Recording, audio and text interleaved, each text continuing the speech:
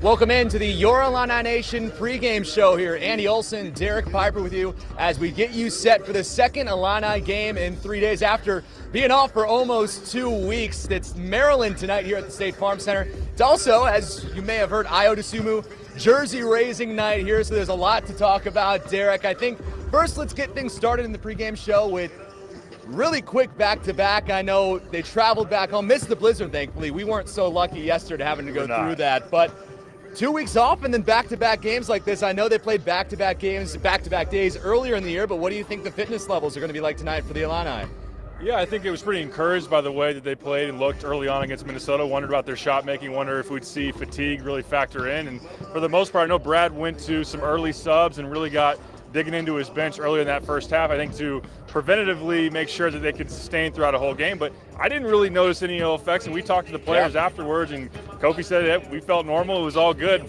Now you got a quick turnaround. They got the, like you said, the quick hour-and-a-half flight that night of, and got to we weren't so lucky. We were not. It took 11 hours for me to get home yesterday, but they had practice, they've had some recovery, but it is a quick turn, you know, within 48 hours, and playing a Maryland team that I know their record's not very good. Their head coach resigned mid-season. Things aren't going right for them, but they're playing a little bit better basketball here of late. So I think Maryland will be hungry, a team that's given Illinois problems in recent years. I know the rosters are different, but I think Illinois will, for the most part, be fine, ride that adrenaline of the home crowd, and, of course, got to win one for Ayo, right? Right. I mean, Ayo's going to be back in the house tonight. The banner raising is going to happen at halftime. We're not sure if he's going to be here beforehand, but if you are coming to the game, you better get here early because they have some, I didn't know about this, replica masked Mamba masks out. If you remember in the final few games of the season, he was wearing that black mask, and everyone called him the Cape Crusader Batman. You get your replica if you get here early enough. I see them around the stadium, kind of spread out right now. But Derek, one thing I wanted to talk about, you brought up there, Mark Turgeon leaving Maryland in the fall, and kind of has sent the program after being so solid just a few seasons ago when they were ranked pretty solidly in the top 10 into kind of disarray at the moment. Yeah, I mean, high expectations there at Maryland. Sure. I know that they got the Under Armour brand and a proud program that has a rich tradition. And he was getting into the NCAA tournament, was just not advancing into the Sweet 16, not getting the second weekend. And they were having a rough start to the year, lost at home to George Mason, and had some things not going right for them. So I know he was feeling the pressure, and I think maybe it was kind of a mutual thing where he knew that at the end of the year maybe that was going to be it for him, and he just decided to step away. But yeah, we'll see if they can pivot and do something better than him. But, I mean, they were just in the NCAA tournament last year and won a game. And I thought that based on that roster, I thought he did a pretty decent job overall, really throughout his tenure. So Danny Manning now manning the reins, and a team that's kind of dug themselves an early hole, and we'll see where they go from here. One of the most famous Maryland alums, SVP Scott Van Pelt, always says, once you win it, that becomes the expectation. That seems to be the case in Maryland after they took it home almost 2 decades ago now in 2002. But to refocus on the Illini and that game against Minnesota, I certainly was not expecting it to go the way that it did, and Illinois to have such a dominant performance coming off 2 weeks of COVID pause and not playing any games. And Kobe Coburn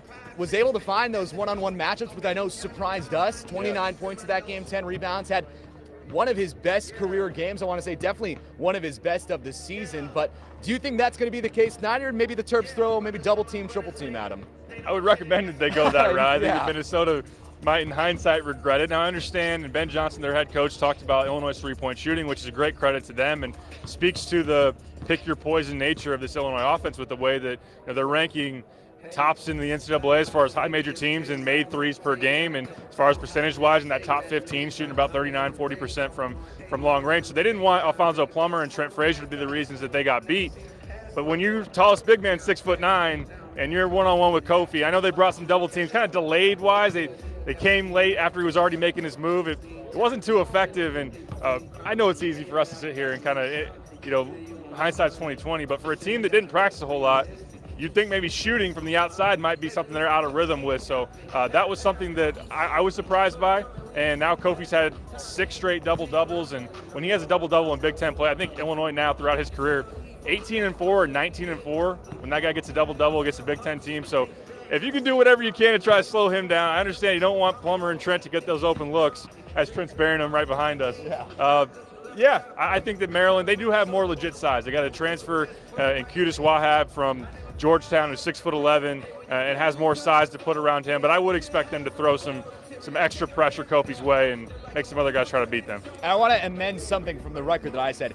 This Minnesota game was one of Kofi's best scoring performances. I think this season he's had a ton of really good games where he was the facilitator instead of the scorer. And he showed last night once again he can do the scoring as well if you're going to leave just one man on him. All right, let's move on to someone else who I think had a huge game, has had a couple of good games strung in a row this season. Jacob Grandison has become such an important presence on the team. And one of my favorite things that he said after the game, when I believe it was you, Derek, asked him about, what it was like having those days off and then coming back, he mentioned, and his exact quote was, "It ain't no thing." Like they had seen it. They've gone through the flu. They've gone through COVID now, suspensions, injuries.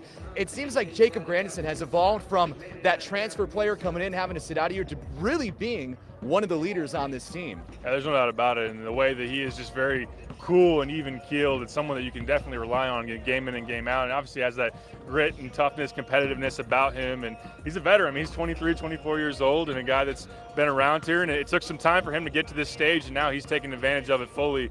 And I mean, the way he's shooting the three above 50%, he's a guy that, as we talked about many times here on these pregame shows, is just like the well-rounded part of his game, like jump shots, rebounding, good passes, just a high IQ player. And the fact that he's someone that we don't mention, he's getting his due respect now, I think, as he continues to build this thing up. But when you're talking about Illinois and you start with Kofi and you talk about Plummer and you talk about Trent, the fact that that's like someone you might bring up fourth or fifth, that talks to a very, very good team for that to kind of be an unsung guy for a while now. But certainly Illinois fans are appreciating what kind of role he's carved out.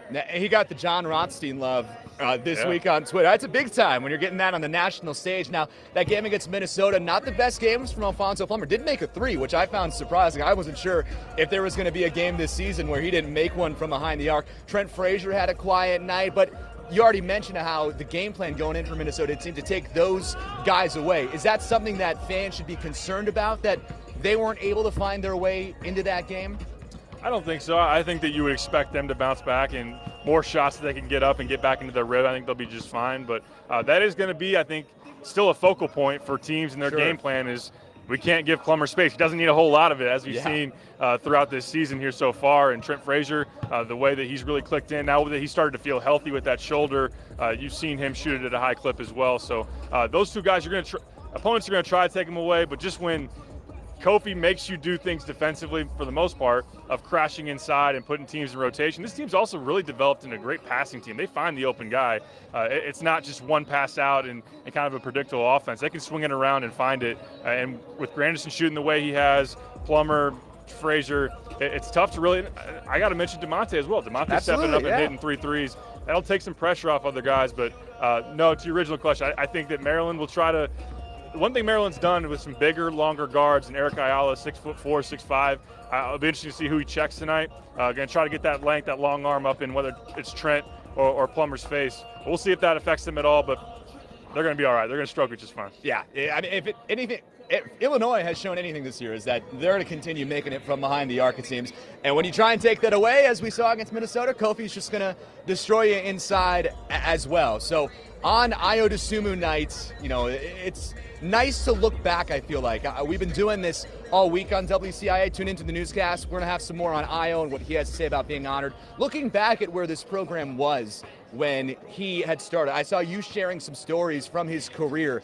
And Illinois was a team that lost on Thursday his freshman year to just 2 seasons later being a #1 seed in the NCAA tournament. And it looks like because of that, and I think everyone knows this, Ayo just helped reestablish Illinois in the national conversation. And looking back at where that team was to where the program is now, it just seems like night and day. And we're able to talk about guys who are having terrific seasons like Plummer, Frazier, and it just seems like he was that key to establishing all this talent that we just keep continuing to talk about, Derek. Yeah, absolutely. It's a great moment of reflection to think back and just how, and no one's forgotten how much absolutely. That's going to be a lasting legacy. That's what legacy is all about. But he set out as an in-state guy to say, I'm going to come in here and turn this program around, get them to a new heights, and then go on to the NBA. And what has he done? He was an All-American. He got Illinois as a 1 seed.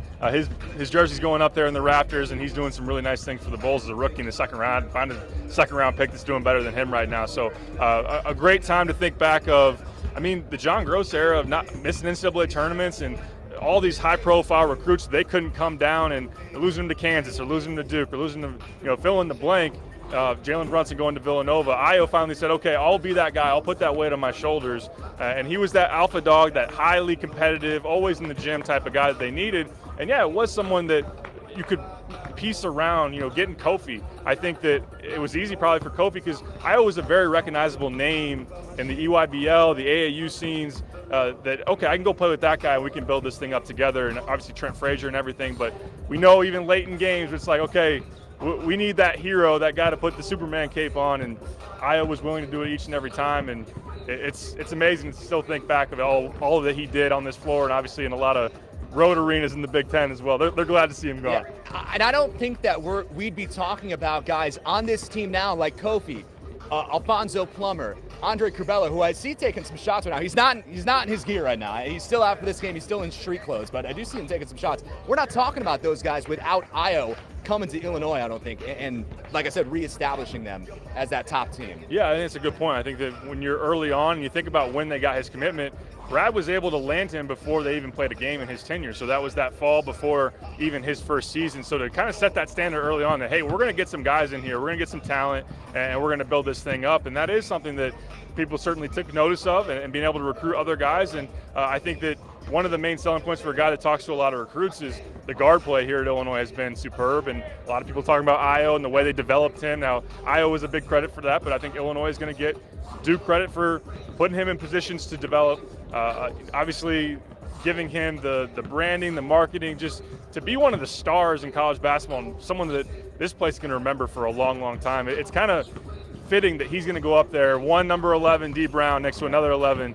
We know the staying power and longevity of that legacy for D. I think Ayo's got a chance to have that thing drag out as well. And to make this point even more, this break between jersey raisings, the last one was D Brown and Luther Head, 2008. That was almost, two decades now, 15 years almost. And, that just goes to show where that program was and what Ayo had done to re-raise it. All right, I think we talked about Ayo enough. I think everyone gets to the point that it's his night tonight, but still a game to be played. What do you think is going to be the biggest battles on the court tonight that Maryland's going to try and take guys away from Illinois, and what should Illinois look for to take away from Maryland? I think when you look at last year's game, Darryl Marcel came in. He was at Marquette, obviously Illinois, saw him already, and he's been a thorn in Illinois' side. But Dante Scott, their four-man, had a really nice game in this building. I think he had 16 points, 8 rebounds, a couple of blocks. He's a big-bodied forward at that 4 spot, and he got the best of a matchup against DeMonte Williams last year. Hit some threes. He likes to post up and use his physicality against some smaller matchups. So if that's DeMonte or maybe in Grandison, that might be something he tries to do. We'll see if Coleman Hawkins, when he does get those minutes. I think Coleman has bounced back here of late with stacking some positive performances together. We'll see how he's able to defend him, obviously with some more length and ability to challenge with his height overall. I also look at the point guard now. Trent Frazier, while he didn't score a whole lot against Minnesota, really, as Ayo would say, shut the water off. He always likes to say, hey, Trent, shut his water off tonight, and Trent would usually oblige. Did that at Peyton Willis against Minnesota. You get one in Fats Russell tonight, who is as quick as any guard in the Big Ten. He really break things down off the dribble. I think that it would be maybe too much to ask Trent to say, hey, don't let him in the lane at all, but to make things tough on him when he does get down in there. We saw that Kofi had 4 blocks, Omar Payne had 2, challenge his shots, frustrate him. He's a guy who's going to put up a lot of shots. If he feels like he has to force the issue early on, I think that could bode well for Illinois. All right, I know I just got us back on track with the game, but with recruiting news just becoming official, I got the recruiting guy with me. We have to bring up Jeremy Fierce, who was an Illinois target. Illinois in his top 3, just made it official over on ESPNU. He's going to Michigan State. You had that prediction already in the can, Derek, so you knew something, but you won't reveal your sources. But just tell us, how big of a loss is that for Illinois in the future? Yeah, it was a really interesting recruitment where you had Jeremy here earlier in the fall. He came to back-to-back games at the UT Rio Grande Valley, then Notre Dame, and everything, to be honest with you, was trending towards him suiting up with the Illini, and it seemed like they were going to be able to land him. And things ultimately changed as you got into the middle of December, and I think that in terms of, it was kind of a sense for Illinois to look at a guy that is very highly ranked, is in the top 30, but I would say that three-point shooting has been an issue for him. And when you look at Ty Rogers as a guy that out of Michigan, this staff has really put a priority around three-point shooting. Now, Jeremy is a very talented player. I don't want to take that away from him. Obviously, he's going to Michigan State, but I think Illinois started to think about things and reevaluate kind of where they were at. I think that fears that caused both parties to think some things over. He ultimately found Michigan State as his best fit ultimately, and Illinois still has some nice options, that 2023 class. Jaden Epps coming in 2022, so they're not hurting too much. I wouldn't say it's a huge loss, but I know that it was one that was trending your direction, then changed, but we'll have to wait and evaluate it after this class ultimately to see was that the right decision or not. Yeah, and I like that you bring up Ty Rogers, because there's Illinois taking a Michigan guy, and now here's Michigan State taking an Illinois guy, originally from Joliet West. So interesting recruiting news. Had to bring it up with the recruiting guy here with me on the show, but Derek, kind of Illinois, if they win this game, is going to be 4-0 in the Big Ten for the first time since 2010. I mean, what would a 4-0 start mean for the Illini? I know they haven't really been tested by some of the bigger names in the conference, like your Michigans, your Purdue's, even Wisconsin's, Ohio State, stuff like that. But winning these games is what you need to do if you want to repeat Illinois as Big Ten champions. Yeah, it's giving yourself a nice little cushion early on and taking advantage of a favorable slate when you look at the opponents you've drawn early, and you got to be able to win on your home floor. I know that when you look back here recently, especially when fans are in the stands, if you want to win the Big Ten title, you better not lose more than once on your home floor in Big Ten play. So being able to hold serve in that kind of a sense, and also like coming off that COVID pause and having just another bit of adversity coming your way and be able to still steady the ship and make sure that, hey, you got an opportunity to be 5-0 when Michigan and Purdue come to town. Those are some heavy hitters. I know Michigan's been on a skid here recently. We'll see if they can figure that thing out. But Purdue, ultimately, I think it's also taking advantage of, hey, they lost one at home to Wisconsin and already have 2 losses in Big Ten play. So you have Michigan State, who's undefeated. They're 4-0 now after a win last night. Ohio State's up there as well. But just putting yourself in a nice early position, because when February arrives and you're on the road a lot, you're playing a lot of really tough teams, or even obviously in a couple of weeks here with the opponents coming to town, you're going to want that nice little padding to make sure you're there at the top. So Illinois playing Maryland. This is going to be an interesting game for me, because we already brought it up at the top of the show, just the short turnaround after so much time off. Do you think that, Illinois, 11-point favorites, is expected to win this one.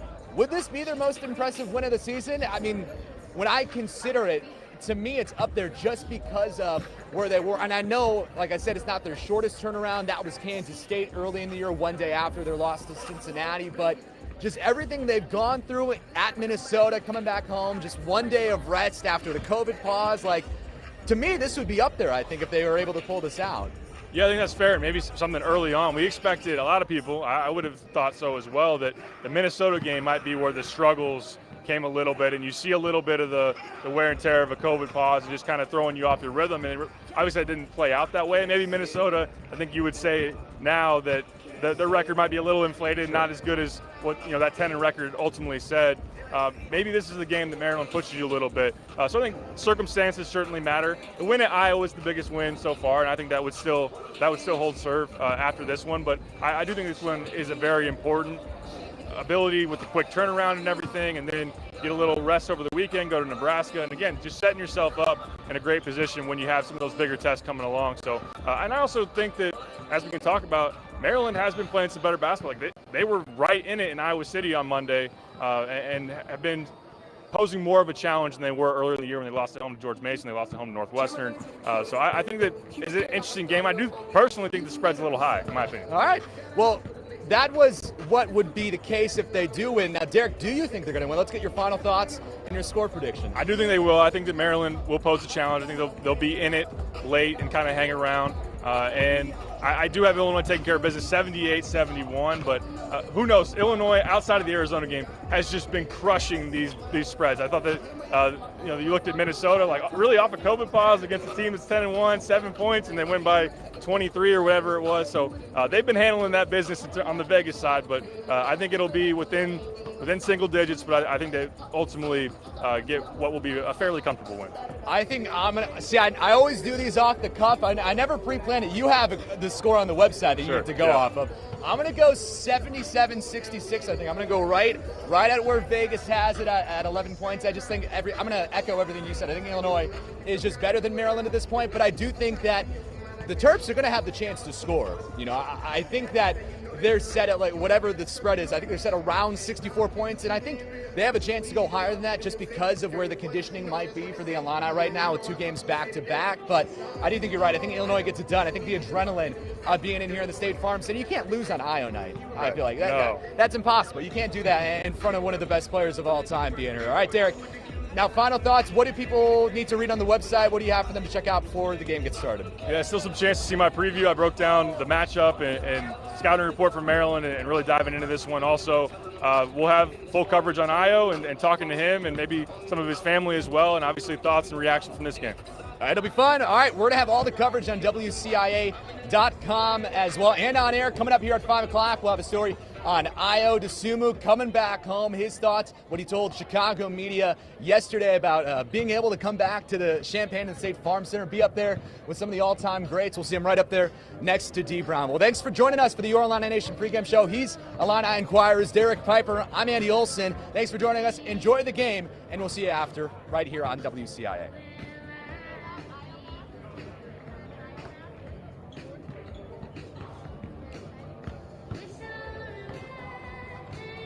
All right, we're good.